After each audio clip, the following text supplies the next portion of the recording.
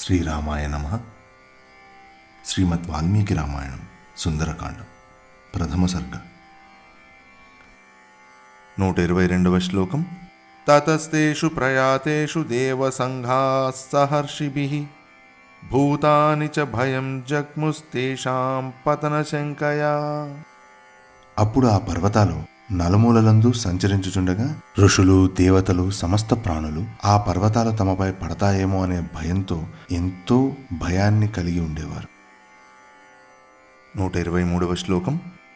తతః క్రుద్ధః సహస్రాక్షః పర్వతానాం శతక్రతుః పక్షాంచిచ్ఛేద వజ్రేణ తత్ర తత్ర సహస్రశః.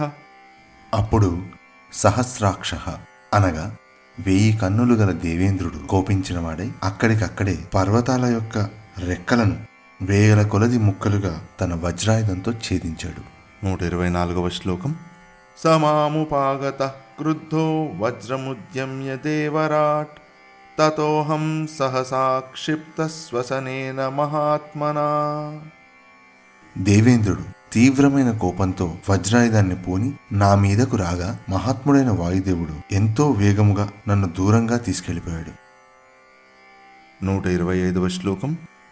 అస్మిన్ లవణతో ఏ చ ప్రక్షిప్తః ప్లవగోత్తమ గుప్తపక్ష సమగ్రశ్చ తవ పిత్రాభిరక్షితః. అప్పుడు పుణ్యాత్ముడైన నీ తండ్రిచే ఈ సముద్ర జలంలో చేర్చబడి నా రెక్కలతో కూడా భద్రంగా రక్షింపబడ్డాను. 126వ శ్లోకం. తతోహం మానయామి త్వాం మాన్యో హి మమ మారుతః త్వయా మే హ్యేష సంబంధః కపిముఖ్యం మహాగుణః. అందుచేత నిన్నిప్పుడు నేను గౌరవిస్తున్నాను. నీ తండ్రి అయిన వాయుదేవుడు నాకెంతో గౌరవార్హుడు కదా. ఓ వానర శ్రేష్ఠుడా, నీతో నాకు గల సంబంధం ఇంత గొప్పది సుమా. 127వ శ్లోకం. అస్మిన్నేవం గతే కార్యే సాగరస్య మమైవ చ ప్రీతిం ప్రీతమనః కర్తుం త్వమర్హసి మహాకపే. మనకు గల సంబంధాన్ని నీవు చక్కగా తెలుసుకున్నావు కాబట్టి నీవు సంతోషంతో నాకు సముద్రుడికి కూడా ప్రీతికరంగా మా ఆతిథ్యాన్ని స్వీకరించి మాకు సంతోషాన్ని కలిగించాలి సుమా. 128వ శ్లోకం. శ్రమం మోక్షయ పూజాం చ గృహాణ కపి సత్తమ ప్రీతిం చ బహుమాన్యస్వ ప్రీతోస్మి తవ దర్శనాత్. ఓ వానర శ్రేష్ఠుడా, నా శిఖరముపై విశ్రమించి నీ శ్రమను తొలగించుకొను. మేమిచ్చే ఈ ఆతిథ్యాన్ని స్వీకరింపుము. మాకు నీపై గల ప్రేమను, గౌరవాన్ని గ్రహింపుము. నిన్నిలా చూడడం వల్ల నాకెంతో ఆనందం కలిగింది. 129వ శ్లోకం. ఏవ ముక్తః కపిశ్రేష్ఠస్తం నగోత్తమమబ్రవీత్ ప్రీతోస్మి కృతమాతిథ్యం మన్యురేషోపనీయతాం.